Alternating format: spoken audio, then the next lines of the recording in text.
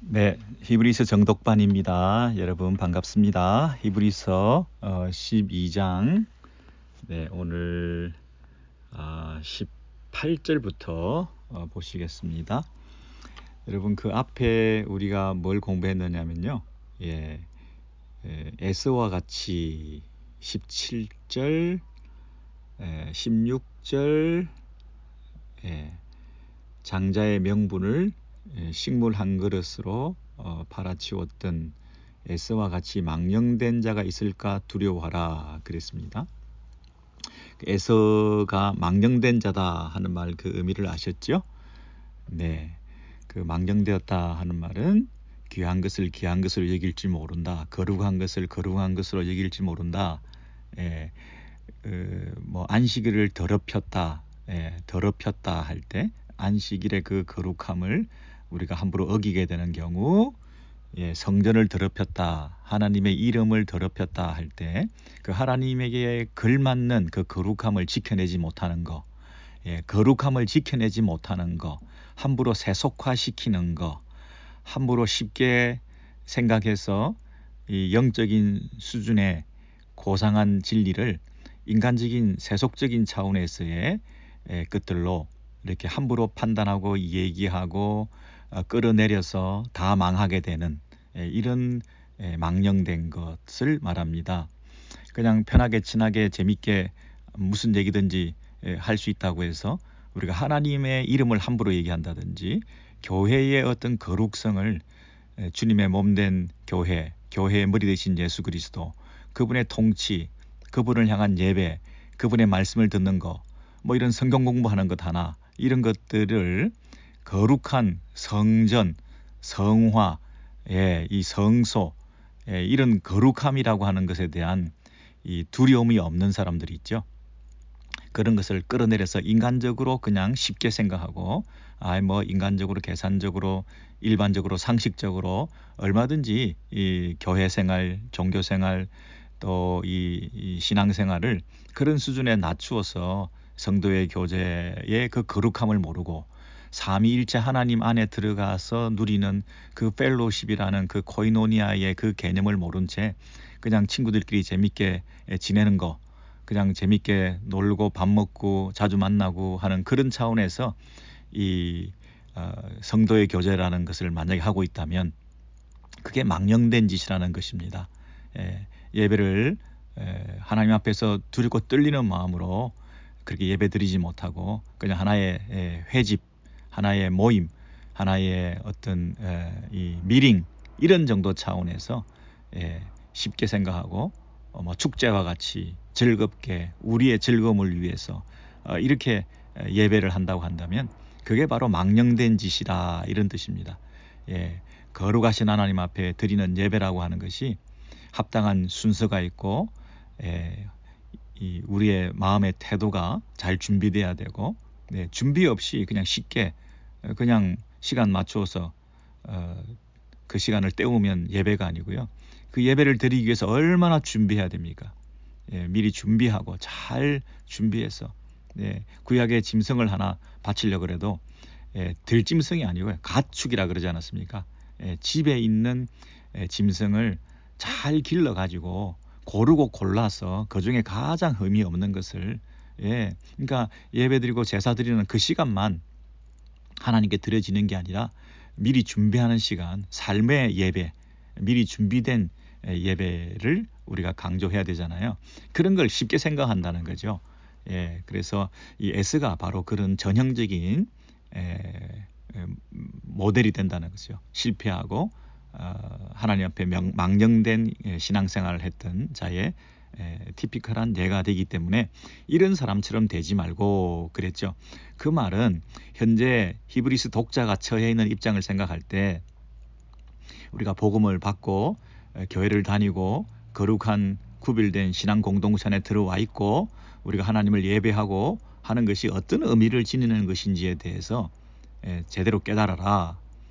제대로 깨달아라. 아무리 핍박과 환난이 닥치고 환경적으로 어려움이 있다 하더라도 이것을 등한히 여기면 안 된다. 소홀히 여기면 안 된다.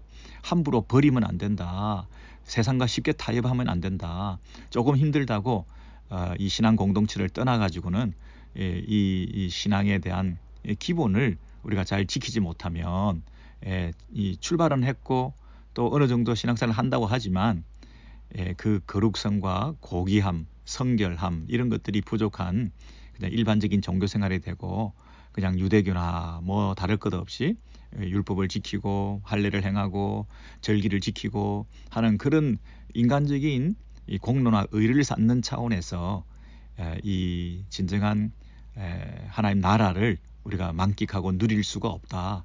이 얘기를 해주기 위해서 오늘 본문이 있는 것입니다. 그래서 오늘 본문에 18절에 보시면 너희가 이른 곳은 이렇게 돼 있죠. 너희가 이른 곳은 지금 너희가 현재 와 있는 곳이 어디냐?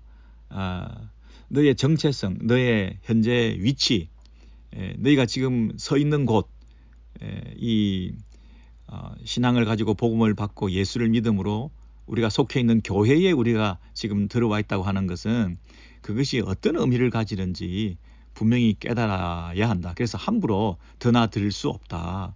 이 교회에 우리가 속해 있다는 것은 얼마나 영광스러운 자리에 와 있는지 하는 것을 잊지 말고 이것을 망령되게 행동해서는 안 된다. 그 얘기를 하기 위해서 지금이 얼마나 중요하고 고상하고 높고 가치 있고 엄청난 그런 위치에 거룩한 구별된 백성으로 우리가 와 있는지에 대해서 일깨워 주기 위해서 18절이 이제 연달아 나오고 있는 거죠. 개혁 성경 개정 성경에는 개혁 개정에는 너희의 이런 곳은 이렇게 시작하지 않고 바로 너희는 만질 수 있고 불이 붙는 산과 침침함과 흑암과 폭풍과 쭉 해가지고 그 밑에 보시면 22절쯤에 보시면 그러나 너희가 이른 곳은 그랬잖아요. 너희가 이른 곳에 임한 것이 아니라 너희는 이른 곳에 임했다. 대조를 시키는 거죠. 무엇과 무엇에 대조겠습니까? 옛 언약과 새 언약이죠. 구약 백성들과 신약 백성이죠. 단순히 유대교 전통을 이어받는 신앙이 아니라 새로운 예수 안에서 복음을 가졌다는 것이 얼마나 위대한 것인지를 너희가 이런 곳은 너희가 가진 믿음이라고 하는 것은 히브리서 11장 이하에 계속 나오고 있는 그 신앙의 선배들이 가졌던 그 믿음의 후예들로서 우리가 그 믿음을 가진 자로서 지금 우리가 취해야 되는 자세는 이런 거죠. 너희가 이런 곳은 구약의 이스라엘 백성들이 시내산에서 율법을 받았던 그래서 그 시내산에 이르렀던 그 공동체 그 이스라엘 백성들에 속해 있는 것이 아니라 지금 너희가 이런 곳은 시온산이라는 거죠.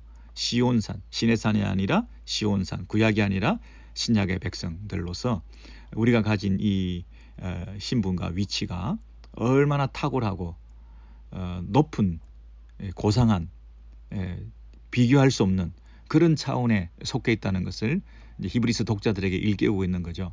이런 히브리서는 주로 그 대조입니다. 계속해서 그 대조입니다. 구약과 신약, 율법과 복음, 그리고 옛 언약과 새 언약 이 대조를 이루어서 우리가 현재 얼마나 고상한 위치에 와 있는지에 대해서 우리가 설명하고 있지 않았습니까? 또 한 번 그 얘기를 하고 있는 것이죠. 여러분 다시 한번 보겠습니다. 18절에 보시면 너희의 이른 곳은 만질만한 불 붙는 산과 흑음과 흑암과 폭풍과 나팔 소리와 말하는 소리가 아니라 우리가 이런 곳은 여기에 이런 것이 아니다는 거죠. 우리가 여기에 이런 것이 아니라 거기 개역 개정으로 보겠습니다. 너희는 만질 수 있고 불이 붙는 산과 침침함과 흑암과 폭풍과 나팔 소리와 말하는 소리가 있는 곳에 이런 것이 아니라 여기 19절에도 이런 것이 아니라 나와 있죠. 그래서 너희가 이런 곳은 그리고 이런 곳이 아니라 이 말들을 여러분 잘 찾아보시고 이 저자가 의도하고 있는 게 뭔가를 잊지 마시기 바랍니다. 너희의 현재의 위치, 신분, 정체성 확인을 위해서 우리가 지금 당도하고 있는 곳은 우리가 속해 있는 이 공동체라고 하는 신앙 공동체 교회라고 하는 곳은 예, 그 얘기를 합니다. 예, 여기에 그 불붙는 산, 흑운, 흑암, 폭풍, 예, 이런 것은 구약의 그 출애굽기에 나와 있는 내용을 그대로 옮겨 놓은 것입니다. 19절에 이런 말씀이 있죠. 나팔 소리와 말하는 소리가 아니라, 나팔 소리와 말하는 소리가 있는 곳에 이른 것이 아니라 그 소리를 듣는 자들은 더 말씀하지 아니하시기를 구하였으니, 그 소리를 듣는 자, 하늘에서부터 하나님의 음성이 들리는데 그 하늘의 음성을 구약의 백성들은 소리를 못 듣겠다고 얘기한 거예요. 그 소리를 듣는 자들은 한결같이 뭐라고 얘기하느냐면 제발 더 말씀하지 말라고 얘기하는 거죠. 제발 더 말씀하지 말라. 감당할 수가 없다. 하나님의 말씀을 직접 우리는 들을 수 없다. 그 말씀을 직접 듣다가는 우리는 다 그 영광에 대여서 다 죽을 수밖에 없으니 하나님께서 직접 말씀하지 마십시오 라고 강구하는 거죠. 만약에 20절입니다.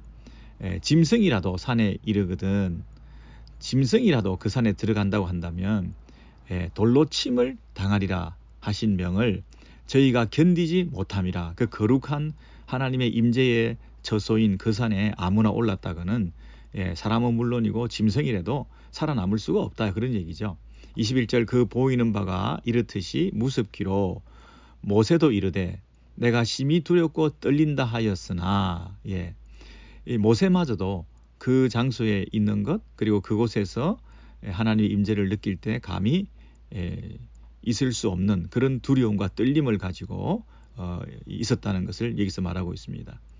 그 보이는 바가 이렇듯 무섭기로 모세도 이르되 내가 심히 두렵고 떨린다 하였느니라. 22절 그러나 너희가 이른 곳은 시온산과 살아계신 하나님의 도성인 하늘의 예루살렘과 천만 천사와. 자, 그러면 구약에는 시내산 얘기를 하고 있기 때문에 이 시내산 얘기를 우리가 출애굽기에서 확인해 볼 필요가 있겠죠. 출애굽기로 돌아가셔서 19장에 가시면 이런 말씀이 있습니다. 출애굽기 19장 여러분 찾으셨나요? 19장 10절 11절 보겠습니다. 자, 출애굽기 19장 11절입니다. 예비하여 준비하게 하여 19장 11절입니다. 여러분 찾으셨죠? 111면인가요? 출애굽기 19장 11절 예비하여 준비하게 하여 제3일을 기다리게 하라. 셋째 날을 기다리게 하라. 이는 제3일에 이는 셋째 날에 나 여호와가 온 백성의 목전에서 온 백성이 보는 눈앞에서 시내산에 강림할 것임이니라 그랬습니다. 시내산 얘기 나왔죠. 시내산에 하나님께서 백성들 앞에서 강림한다. 12절입니다. 너는 백성을 위하여 사면으로 지경을 정하고 이르기를 너희는 삼가 산에 오르거나 그 지경을 범하지 말지니 산을 범하는 자는 정령 죽임을 당할 것이니라. 주위의 경계를 정하고 산에 아무도 오르지 마라. 그 경계를 침범하면 반드시 죽는다. 이런 말씀을 하셨죠. 손을 그에게 댐이 없이 그런 자는 돌에 맞아 죽임을 당하거나 살에 화살이죠. 화살에 쉐어 화살로 쏘아 죽여야 하리니 죽임을 당하리니 짐승이나 사람을 막론하고 무론하고 살아남지 못하리라. 나팔을 길게 불거든 산 앞에 이를 것이라 하라. 어려운 거 없죠 여러분. 14절 모세가 산에서 내려 백성에게 이르러 백성으로 성결케 하니 그들이 자기 옷을 빨더라. 모세가 백성에게 이르되 준비하여 예비하여 제3일을 셋째 날을 기다리고 여인을 가까이 하지 말라 하라. 제3일 아침에 우레와 번개와 빽빽한 구름이 산 위에 있고 나팔 소리가 심히 크니 진중에 있는 모든 백성이 다 떨었다 그랬습니다. 모세가 하나님을 맞으려고 백성을 거느리니라. 진에서 나오매 그들이 산기슭에서 섰더니 시내산에서 연기가 자욱하니 여호와께서 불 가운데서 거기 강림하심이라. 연기가 옹기점같이 연기같이 떠오르고 온 산이 크게 진동하여 옹기 가마에 연기같이 떠오르고 온 산이 크게 진동했다 그랬습니다. 나팔 소리가 점점 커질 때에 모세가 말한즉 하나님의 음성이 대답하시더라. 나팔 소리가 점점 커질 때 모세가 말한즉 하나님이 음성으로 대답하시더라. 여호와께서 시내산 꼭대기에 강림하시고 그리로 모세를 부르시니 모세가 올라가매 여호와께서 모세에게 이르시되 내려가서 백성을 향해서 경고하라 그랬죠. 신칙하라. 백성이 돌파하고 나 여호와께로 와서 보려고 하다가 많이 죽을까 하노라. 백성이 밀고 들어와서 여호와로 와서 보려고 나 여호와에게로 와서 보려고 나 여호와께로 와서 보려고 하다가 많이 죽을까 하노라 그랬습니다. 경고해라. 22절에 또 여호와께 가까이 하는 제사장들로 그 몸을 성결히 하게 하라. 나 여호와가 그들을 돌격할까 하노라. 여러분 이 성경 구절을 쭉 다 읽을 필요가 없겠죠. 무슨 얘기냐면 시내산에서 이스라엘 백성들이 하나님의 강림을 경험하게 되었을 때 그 상황. 근데 거기에 어떤 일이 있었습니까? 시내산에 연기가 자욱하고 불 가운데 강림하시고 온 산이 크게 진동하고 나팔 소리가 크게 날 뿐 아니라 그런 어떤 그 자연 현상들, 초자연적인 우레와 번개와 16절입니다. 빽빽한 구름이 산 위에 있고 나팔 소리가 심히 크니 이런 큰 소리, 그 다음에 어두움, 빛, 불, 번개, 우레, 빽빽한 구름 뭐 이런 얘기들을 계속 하는 이유가 뭐죠? 하나님의 임재, 하나님의 그 강림을 가시적으로 드러내 보여주기 위한 한 가지 방법이죠. 하나님의 그 임재, 신적 현현, 하나님이 이 땅에 오셨다 하는 것을 어떻게 인간이 알 수 있겠습니까? 하나님은 영이시니 우리가 영이신 그분을 눈으로 볼 수가 없죠. 그래서 하나님이 오셨다 이걸 우리는 알 수 없는 거죠. 전혀 알 수가 없는데 우리의 눈에 마치 하나님이 계신 것처럼 강림하신 것처럼 하기 위해서 하나님의 임재를 상징하는 갖가지 자연 현상들 그리고 신비한 어떤 체험들 그런 놀라운 하나님의 능력이나 신적 어떤 그 개입이 아니면 도저히 우리에게 눈으로 확인할 수 없을 것 같은 그런 놀라운 일들이 일어나게 될 때 그것을 향해서 우리는 뭐라고 얘기한다고요? 신적 현현, 하나님께서 자신의 강림을 드러내셨다. 살아계신 하나님이 자기가 살아있는 하나님이시라는 얘기를 잘 나타내기 위해서는 그 임재 방식이 온 피조 세계를 뒤엎어 놓는 새로운 방식, 신이 아니면 설명할 수 없는 방식, 사람의 세상의 삶 가운데서는 결코 나타날 수 없는 초자연적인 어떤 상황들이 일어날 때, 그게 단순히 뭐 기후학적으로, 기상학적으로 뭐 구름이 많고 뭐 바람이 불고 뭐 이런 차원이 아니고요.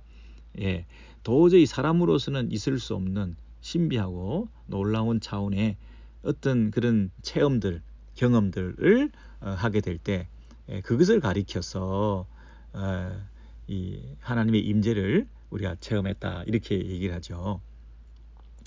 그래서 이 출애굽기에 나와 있는 그 시내산의 하나님의 강림 사건, 그 얘기들을 그대로 끌고 와서 히브리서에서 뭐라고 얘기를 한다고요? 우리가 이런 곳은 구약의 이스라엘 백성들, 우리의 신앙의 선배들인 그들이 그 우레와 번개와 빽빽한 구름과 뭐 연기가 자욱한 뭐 이런 방식으로 하나님께서 임재하셨다고 하는 그 사실, 하나님께서 그 우리들의 그 현재 위치를 설명해 주기 위해서 우리가 이런 곳은 그렇게 얘기를 했지만 사실은 우리가 이런 곳은 할 때 그것이 구약의 시내산 사건과 연결이 된다는 것입니다. 네.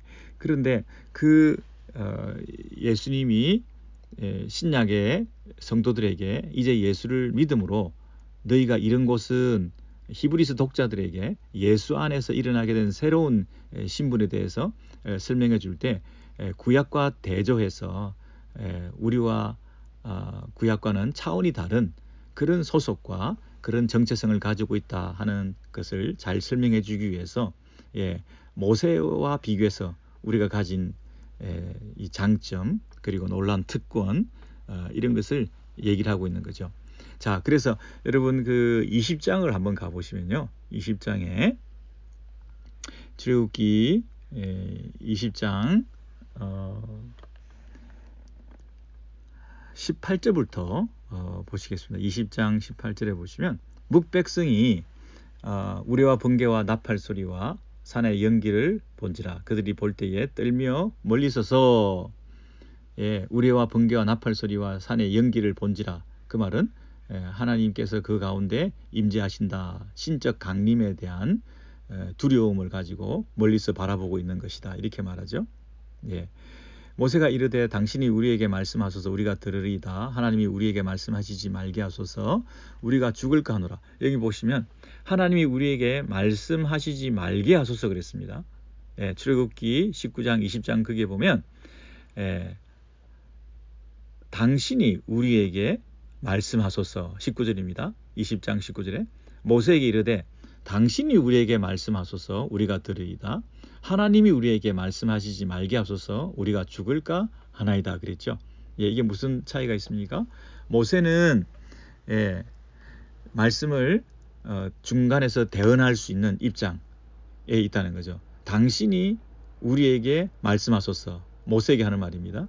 그럼 우리가 듣겠습니다. 근데 하나님이 우리에게 말씀하시지 말게 하소서 이 말은 하나님의 말씀을 우리가 잘 못 듣겠다는 뜻이 아니라 하나님 앞에서 직접 우리가 말씀을 듣다가는 다 죽는다 말이죠. 우리가 죽을까 하노라. 그래서 중보자인 모세에게 이르되 당신이 우리에게 말씀하소서 우리가 들으리다 그랬습니다.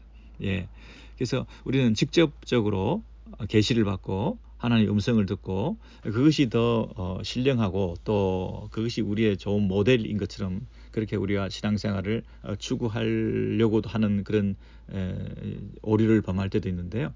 오늘 말씀에 의하면 하나님께 직접 음성을 듣는 것보다는 모세에게 직접 그 음성을 모세를 통해서 듣기를 원했다 하는 이유가 뭡니까? 하나님께 직접 듣다가는 다 죽는다는 거죠. 하나님께 직접 음성을 듣기를 소원했다가는 살아남을 수가 없다는 것입니다. 그래서 이 말씀 사역자, 말씀 전달자의 역할이 우리가 있을 수밖에 없는데 인간이지만 모세도 인간이고 연약한 가운데 죄성을 가진 사람들이겠지만 하나님께서 하나님과 하나님의 백성 사이에 세우신 종으로서 말씀의 전달을 할 수 있도록 계시의 전달을 할 수 있도록 하나님께서 그 사람들을 통해서 세우셔서 하나님의 말씀을 전하는 이 일을 계속해 가신다고 생각할 때 우리가 조금 두려운 마음이 드시죠. 우리가 쉽게 계시 전달자 없이 사람 없이 내가 직접 하나님의 음성을 듣겠다. 이건 잘못된 태도라는 것을 우리가 여기서 알 수 있죠. 그래서 어떤 경우에도 우리가 직접 하나님의 음성을 듣고 직접 대면해서 하나님을 체험하고 이걸 사모한다는 것은 조금 그 성경을 너무 자기 주관적으로 이렇게 이해하고 해석하는 것이라 이렇게 생각을 하시면 되겠습니다. 성경 그 어디에도 내가 직접 하나님을 대면하고 그 음성을 듣고 하겠다. 이거보다는 하나님이 세우신 종들을 통해서 그 음성을 듣고 기록된 성경 말씀을 통해서 우리가 하나님을 배우고 하는 그런 작업들을 우리가 더 소홀히 하지 않도록 해야 될 것 아닌가. 오늘 말씀을 통해서도 그 말씀입니다. 우리가 하나님한테 직접 들을 수가 없습니다. 우리가 죽습니다. 그랬다가는 우리가 당신이 우리에게 말씀해 주시면 좋겠습니다. 그럼 우리가 듣겠습니다. 하는 그런 그 흐름들을 우리가 잘 살피셔서 이 출애굽기 19장과 20장에 있는 그 이 그림을 그대로 가지고 와서 구약에는 이렇게 했지만, 구약에는 시내산에서 이렇게 했지만, 우리 신약 시대에 히브리서 독자들, 너희들은 이렇게 해야 된다. 너희들의 소속은 이런 곳이다. 이렇게 설명을 했던 것입니다. 자, 다시 히브리서 12장으로 돌아가셔서 18절부터 보겠습니다. 너희의 이런 곳은 만질만한 불붙는 산과 흑운과 흑암과 폭풍과 나팔 소리와 말하는 소리가 아니라 그 소리를 듣는 자들은 더 말씀하지 아니하시기를 구하였으니, 더 이상 말씀하지 않는 것을 더 소원했다는 것이죠. 왜냐하면 죽을까 하노라, 너무 가까이서 그 음성을, 하나님을 대면하다가는 살아남을 수가 없기 때문에 그 얘기죠. 20절입니다. 이는 짐승이라도 산에 이르거든 돌로 침을 당하니라 하신 명을 저희가 견디지 못함이라. 짐승도 그 경계를 넘을 수 없다는 것이요. 21절에 그 보이는 바가 이렇듯이 무섭기로 모세도 이르되 내가 심히 두렵고 떨린다 하였으나, 여러분, 그 보이는 바가 이렇듯이 무섭기로, 그게 무슨 말입니까? 그 보이는 바가 이렇듯이 무섭기로, 이게 무슨 말이에요? 보이는 바, 눈으로 감각할 수 있는, 손으로 만질 수 있는, 우리의 오감으로 느낄 수 있는 이런 그 체험도, 두렵고 떨려가지고 감히 하나님 앞에 직접 음성을 들을 수 없고 엎드려 있을 수밖에 없는 그런 입장에 있거든, 이 말이죠. 보이는 바가 이렇듯이 무섭기로, 이 보이는 바가 뭡니까? 빽빽한 구름, 그리고 산에서 나는 연기, 하나님의 임재를 상징하는 불, 이런 것들, 바람, 이런 연기, 뭐 이런 어떤 우리 눈에 신비한 것들로 비추어지는 가시적인 그 현상들을 신적 현현이라, 신현이라 이렇게 말합니다. 하나님이 자신을 드러낸 그 현장, 신현의 현장에 있었던 이 이스라엘 백성들이 시내산에서 이렇게 두려워했다는 겁니다. 근데 그들이 두려워한 이유가 눈에 보이는 거, 손에 잡히는 거, 이 감각기관으로 느낄 수 있는 그런 물질 세계 안에 들어온 그런 가시적인 어떤 현상들, 그 현상들이 직접 하나님을 드러내는 거 아닙니다. 그게 하나님 자체가 아니라는 얘기입니다. 하나님께서 자신의 임재를 나타내시기 위해서 우리 눈에 보이는 어떤 초자연적인 현상들을 통해서 신적 임재를 강하게 느끼도록 우리에게 배려하신 방법이지, 그 불이나 그 연기나 그런 어떤 이 초자연적 현상 자체가 하나님이 아니죠. 무슨 말씀인지 이해가 되십니다.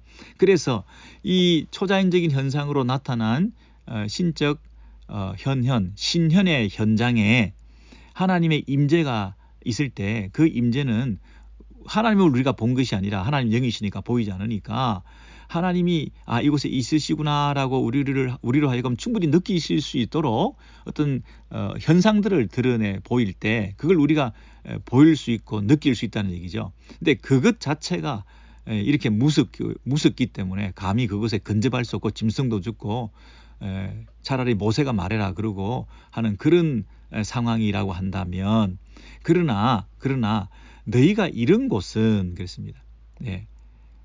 그러나 너희가 이런 곳은 그런 구약적인 눈에 보이는 감각할 수 있는 그런 차원의 어떤 신적 임재를 우리가 경험한 것이 아니라, 그 말이죠.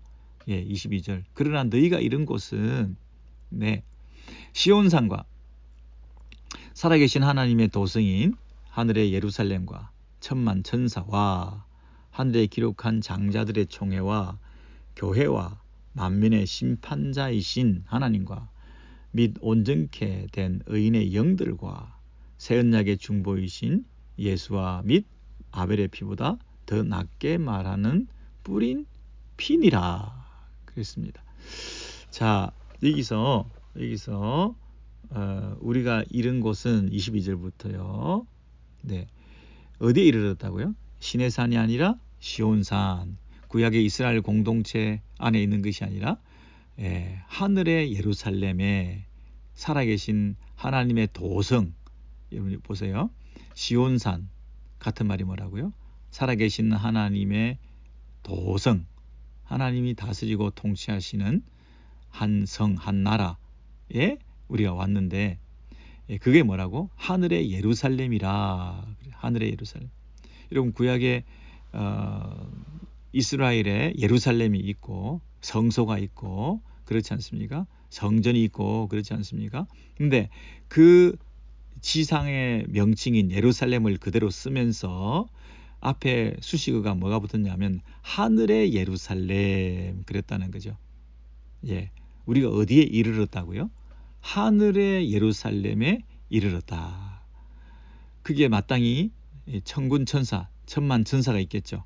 하늘의 예루살렘, 지상의 예루살렘이 아니라 하늘에 완성된 예루살렘의 그 도성에 이르렀더니 하나님의 이 수종꾼들인 천군 천사들이, 천만 천사들이 그곳에 있었고, 하늘에 기록된 장자들의 총회, 하늘에 기록된 장자들의 총회, 이 성경에 하나님의 그 하늘책에 농명되었다, 이름이 기록되었다, 하늘에 기록된 장자들의 총회, 이 기록됐다는 얘기는 이 하나님께서 다 기억하신다 이런 뜻이죠. 우리는 기억력이 짧아서 기록에 의존할 수밖에 없지만, 하나님께서 다 기록하셨다는 얘기는 결코 잊지 않으신다, 그런 말씀을 드리겠습니다. 그런데 여기서 장자라고 한 이유가 뭘까요?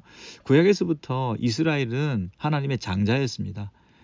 이 장자인 이스라엘을 통해서 많은 형제들이 양산될 수 있도록, 많은 주변에 하나님의 이 능력을 드러내는 이런 공동체인, 하늘에 기록된 하나님 나라에 소속된 결단코 변개하지 않은 하나님의 나라의 멤버십을 가지고 있는 장자들의 총회와 그랬는데, 이 장자들은 이스라엘이 하나님의 장자죠.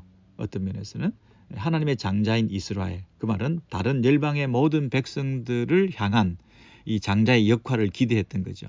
거룩한 제사장 나라로서의 그 장자는 특히 상속권을 가지기 때문에 상속권을 가진 장자로서 그 나라를 상속받는, 그 나라를 기업으로 받는 그 나라의 백성들을 장자들의 총회, 이렇게 말할 수 있죠. 총회라는 얘기는 그 모든 것을 다 모아놨다는 얘기죠. 여기에 나눔과 어떤 편협함이 분리라고 하는 것이 없이 모두가 함께 모여 그것을 또 교회라 이랬습니다. 교회와 만민의 심판자이신 하나님과, 여기에 누가 계시느냐면 하나님이 계시는데, 하나님은 누구시냐면 만민의 심판자다 그랬습니다. 만민이라고 하는 것은 이 수평적으로 모든 이 땅에 존재하는 그 종족들과 백성들을 만민이라고 얘기하겠지만, 또 한편으로는 수직적으로 먼저 가신 분, 그리고 지금 살아있는 사람들, 그리고 장차 올 자들을 다 포함한 온 세상 만민의 심판자이신 분이 계신다. 그분이 누굽니까? 하나님이다. 하나님이 계시고, 또 온전케 된 의인의 영들과, 이런 온전케 된 의인, 다 이 연결이 되죠. 온전, 의인, 그 온전케 된 의인의 영들과 새 언약의 중보이신 예수와 아벨의 피보다 더 낫게 말하는 뿌림핀이라. 여러분, 여기서 누가 계시느냐면 하나님이 계십니다. 근데 하나님은 만민의 심판자이십니다. 또 누가 계십니까? 예수가 계십니다. 근데 예수는 누굽니까? 새 언약의 중보자십니다. 새 언약의 중보자이신 예수와 만민의 심판자이신 하나님이 똑같이 그 자리에 있다는 것이죠. 여러분, 구약에 아까 우리 출애굽기 19장과 20장에서는, 오늘 히브리서에서 읽으신 대로 그 12장에서는 뭐가 있느냐면 하나님만 계시죠. 하나님이 계시는데 하나님의 강림 사건에 그 죽임을 당하는 짐승들을, 그리고 하나님께서 강림하실 때 그곳에 나팔 소리가 울리고 하는 그런 어떤 일들을 우리가 쭉 읽어왔는데요. 여기서는 우리가 이런 곳은 시내산이 아니라 시온산에서는 22절입니다. 시온산에서는 누가 계시느냐면 살아계신 하나님이 계시는 거죠. 살아계신 하나님의 도성인 하늘의 예루살렘과 그러니까 이 하나님의 도성이 하늘의 예루살렘인데 그 하나님이 누구냐면 만민의 심판자다 그랬잖아요. 23절에서. 그 만민의 심판자는 심판을 하는 분인데 온 천하 만민을 심판하시는 분인데 그 앞에서 어렵다 칭함을 받을 수 있는 길이 있을까요? 그게 온전케 된 의인의 영들과 그래서 23절에 그 만민의 심판자 앞에서 온전케 된 의인의 영들이 있는데 그렇다면 그 다음에 나타날 분이 누굴까요? 새 언약의 중보이신 예수가 나타날 수밖에 없는 거죠. 다시요. 23절에 만민의 심판자 하나님이 있고 그 사이에 뭐가 껴 있습니까? 온전케 된 의인의 영들이 있습니다. 그죠? 그런데 그 거룩하신 심판자이신 하나님 앞에서 그 심판을 통과해서 온전케 된 의인의 영들로 우리가 부름받기 위해서는 누구의 역할이 반드시 있어야 됩니까? 새 언약의 중보이신 예수의 피가 있어야 되는 거죠. 그래서 24절에 예수의 피가 여기 나옵니다. 그러니까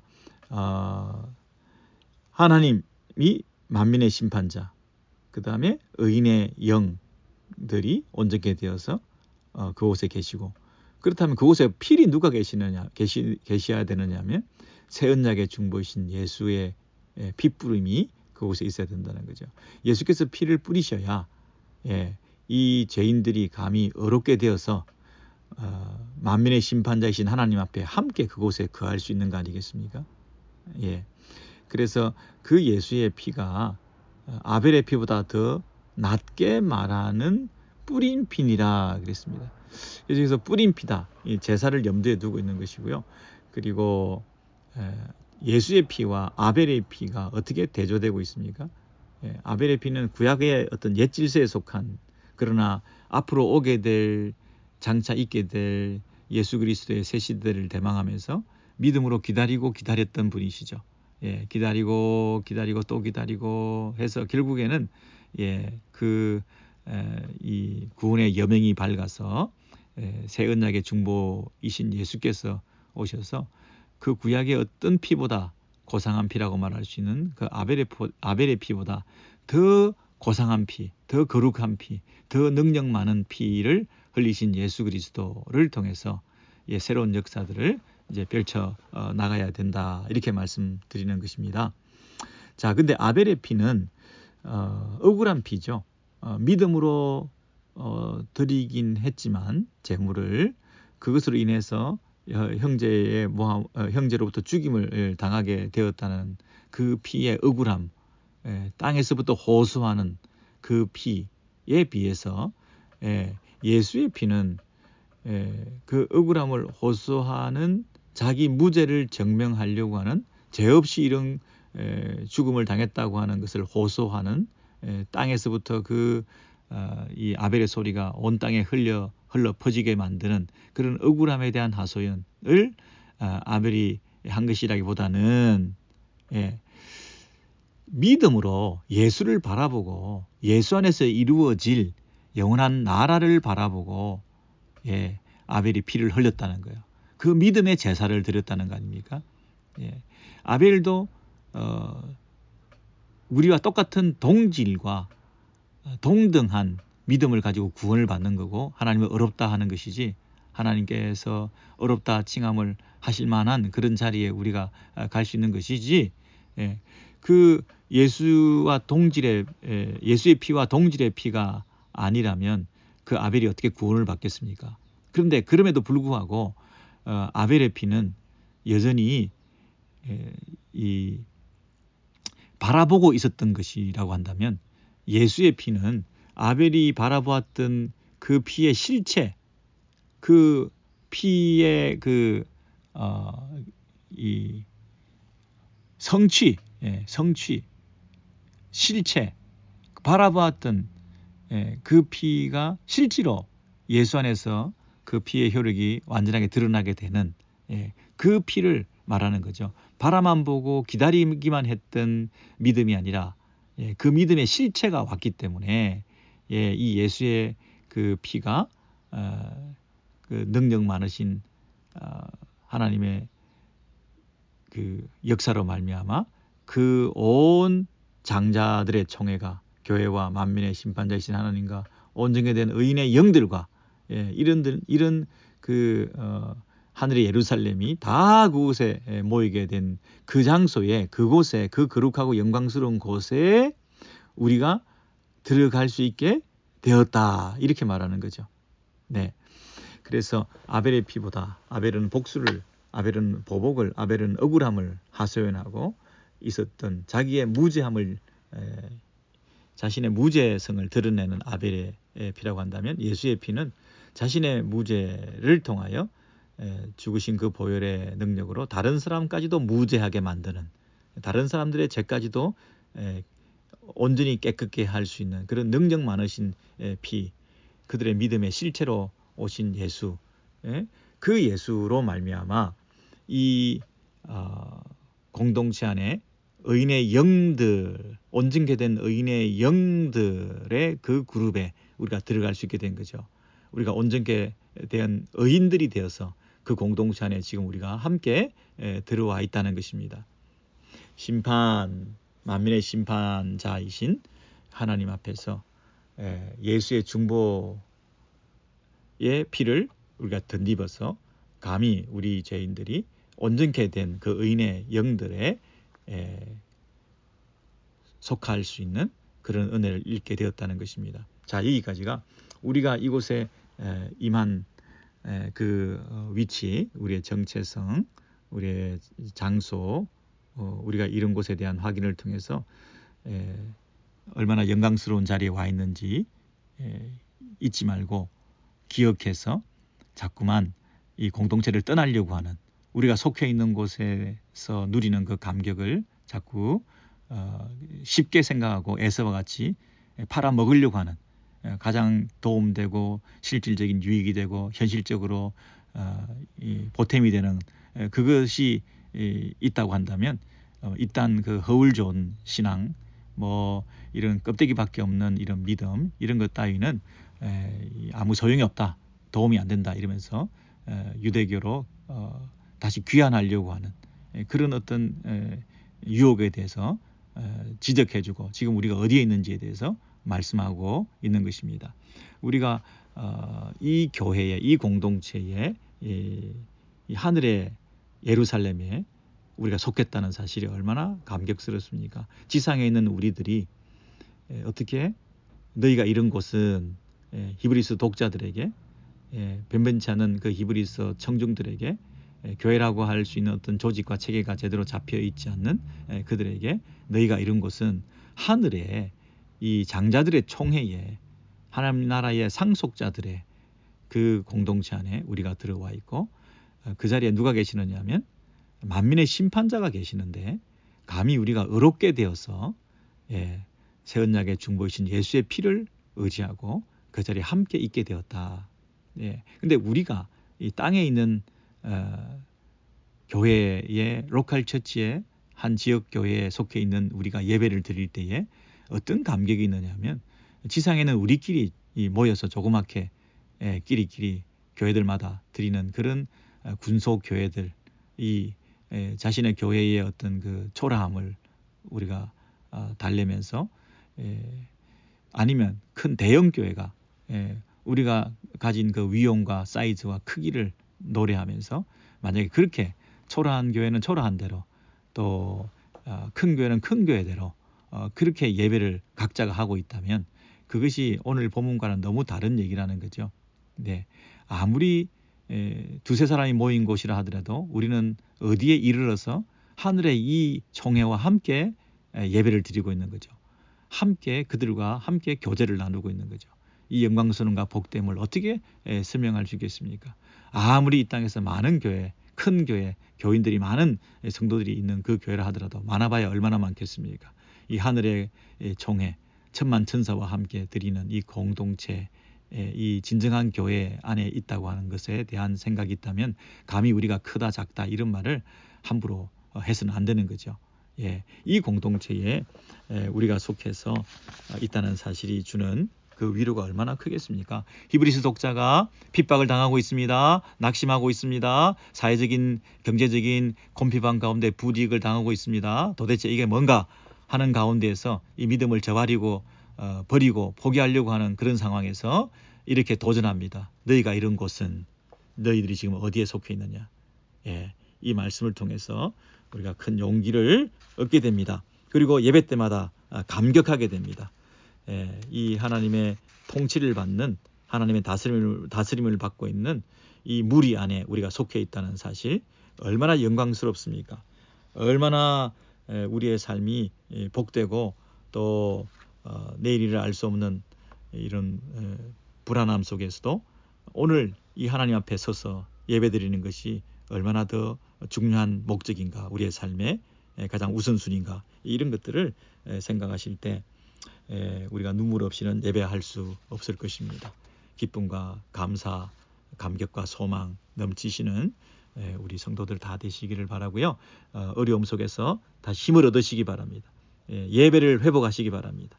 다시 단을 쌓고 주님 앞에 내가 한두 사람이 예배를 하더라도 하늘 문이 열리는, 그리고 영광스러운 하나님의 임재를 체험하는, 그리고 그 심판을 통과하고 중보자이신 예수의 그 피 뿌림을 받아 구원의 감격을 가지고 하나님 앞에 감히 나아가 보편적인 우주적인 그 교회에 속해서 하나님을 높이고 예배하는 그 기쁨을 여러분 만끽하시고 누리시는 여러분 되시길 바랍니다.